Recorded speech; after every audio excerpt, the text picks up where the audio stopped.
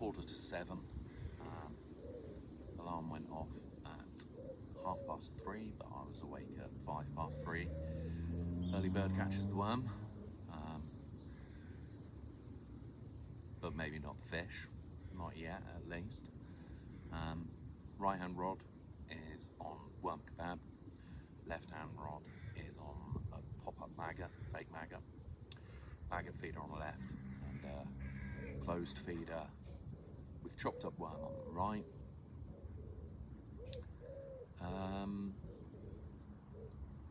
Yeah, I'm at Mill Lane, Yately, Farnham Angling Society water. Lovely fishery. Lots of carp anglers here today. I'm fishing into the wind. The wind has just died down actually, the downside to that is I had to walk all the way around from the car park. The upside I was hoping was that my old man always said fish into the wind. Obviously it depends upon the wind, but it felt kind of warm. It rained a lot yesterday, hell of a lot in fact, and pretty much all night. So last time I fished here and that happened, we had an absolute steaming session. I can just see some tench fizzing over there. But yeah, so far it's not happening. We'll see. Still time.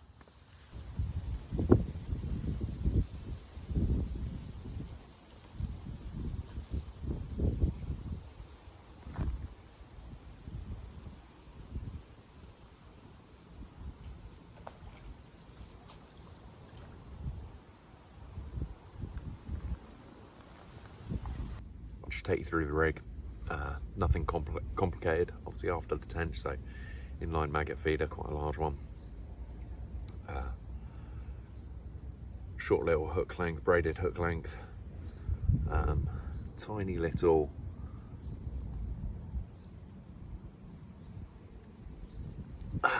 lead there just to pin it down. And on the hair, I've got some couple of fake maggots and a little bit of foam just to pop it up. So that's what I'm going with on the left hand rod.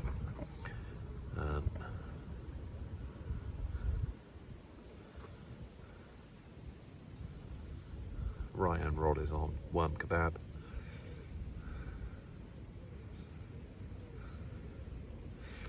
So there they are.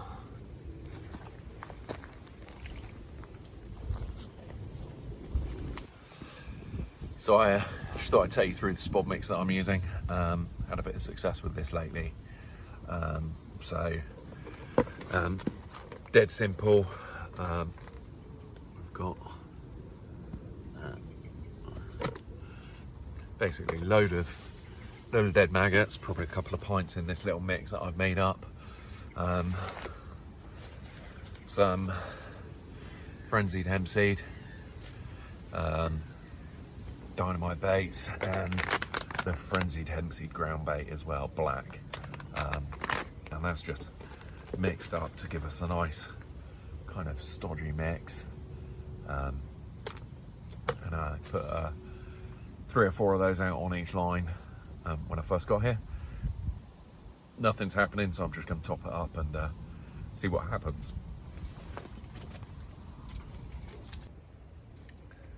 So I think it's big decision time. It's about 8:15. Not had a touch, a little liner maybe on the left. Watching the water, obviously all morning. And I'm fishing kind of, there's an island out there and the wind is hacking in towards me.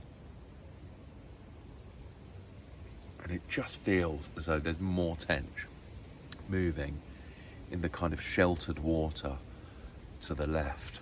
So just 3 or 4 swims round almost like at a 90-degree angle to me. I could probably cast to some of that water,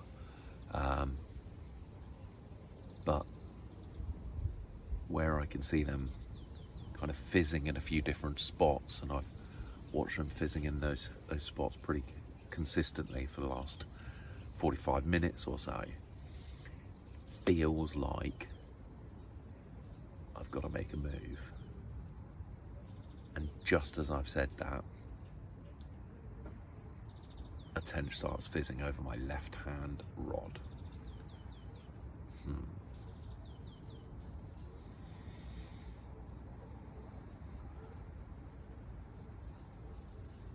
Maybe 5 more minutes.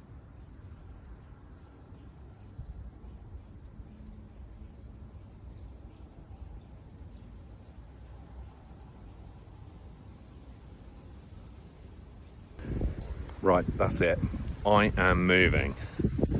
So, got the quarter seat chair with the barrow conversion on it. I've just loaded everything up, dumped it all on there, and bungee corded the hell out of it. See you on the other side. So, made it across to the new swim. A little bit sketchy, not gonna lie. Fortunately, it was just the spod rod, the tip of the spod rod, that got caught on the ground, but no damage done. So I just thought, whilst rigs are out of water, one's already cast out some fizzing fish to one of the spots that I'd seen them gassing up over quite consistently, so they're obviously feeding on something out there. So I've cast the maggot rig out there, and I just thought I'd show you the worm kebab rig. I'm sure loads of you have all seen this. I'm using a Corum closed end feeder, but this particular feeder, it comes out so you can turn it into an open-ended, which is quite a nice little touch. I quite like these feeders, to be honest with you. Back in, that's a bit fiddly. There we go. I've got a quick release, a quick change swivel there, a Corum heli rig kit there, and I'm using a size 10 hook with a Corum bait needle thingy-majig, quick stop, and that's just a fake caster, just there, just to kind of squish in between the quick stop and the caster. The worms go in between those two, just stop them going up the hook. The other thing I do, which something that Pat taught me at the Tench Fishers thing, because I've not fished worm kebab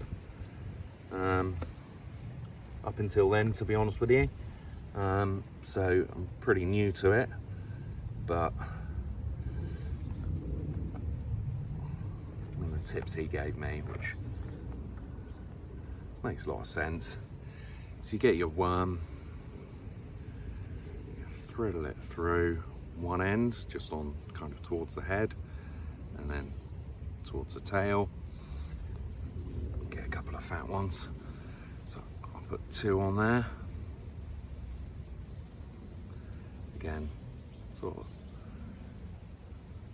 quarter of the way away from the head and quarter of the way away from the tail. Just try and get it right through the center of it so it can't come off on the cast. It's not going to tear. And then you end up, pull your bit down, and what you've got then is get your scissors and you just cut where you've looped them up. So wherever they've looped over, there should obviously be 2 places where that's happened, and you just cut there. And then another good tip is just to snip the heads off, and again just stops them from curling up around the hook. and masking the hook. So that seems to work quite nicely. And then maggots, obviously one of these is brilliant. Get your maggots in the container and just chop them up. Maggots, worms. Chop your worms up like that. I'm sure some people like to go quite fine and some people others, kind of personal preference. Leave the kind of earth in there. There's lots of, you know, good amino acids and stuff in that soil, and just dump all of that chopped goodness into your feeder.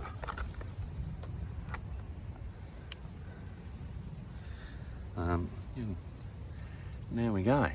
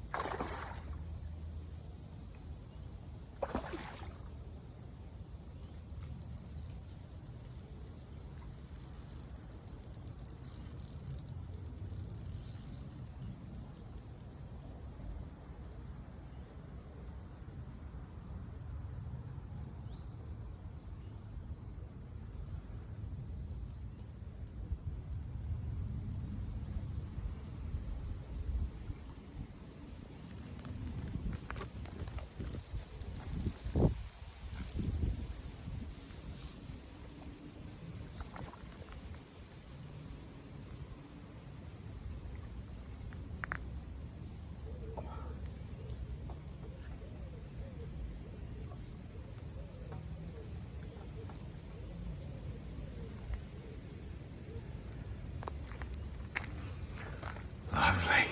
And just as I was thinking of changing tactics and putting a kebab rig on over there, but yeah, well worth the move. Awesome. I'm gonna get that fish unhooked, get another rod out there sharpish.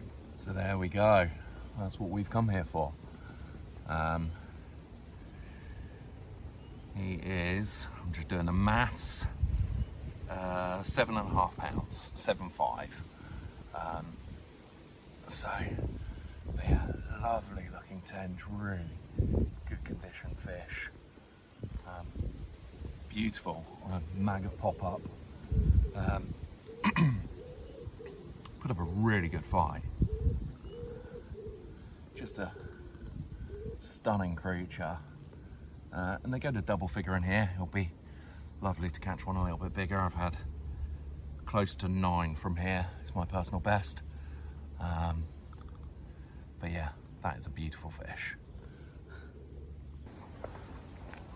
So I think fair to say this session's probably coming to an end now. It's 11 o'clock, just the one tench this session, but you know, it can be a tough water and I had to work for it. So quite proud of that, quite pleased. Glad I moved, you know, that fish came about half hour after moving, and off the spot that was fizzing that I mentioned earlier, so that's a result. This is the first fishing video that I've ever done, so if you've enjoyed it, if I've helped you escape, if you're watching this just looking for inspiration or motivation to get out there and get fishing, whatever your reasons for watching this, maybe you've got the mother-in-law over and you're just trying to escape her, who knows, then I hope I hope it's been helpful. Let me know if there's anything you'd like me to do. I'll probably do some review videos and stuff, because there's a few things that, you know, I've always looked for and never been able to find reviews on, fishing tackle wise, or the reviews I have found have been clearly from sponsored anglers or from the companies themselves. So I'll probably do some of those things, but maybe on some different bits. So got a lot of fishing tackle, and you know, been fishing for a long time, well, best part of 40 years, so pleasure angler through and through. So I've got all sorts of stuff from, you know, BFS, bait finesse stuff, for perch and chub, you know, barbel and chub setups, you know, more traditional river angling, you know, trotting, centre pins, ledger setup, carp gear, you know, pretty much the works. I do a bit of everything. The only thing I don't really do is pike and sea, but you know, maybe I'll give it a go someday. I know my mate Adam keeps threatening to take me out on his boat in the sea, so yeah, I think he wants to take me bass fishing or something. That sounds fun. But yeah, take care, guys.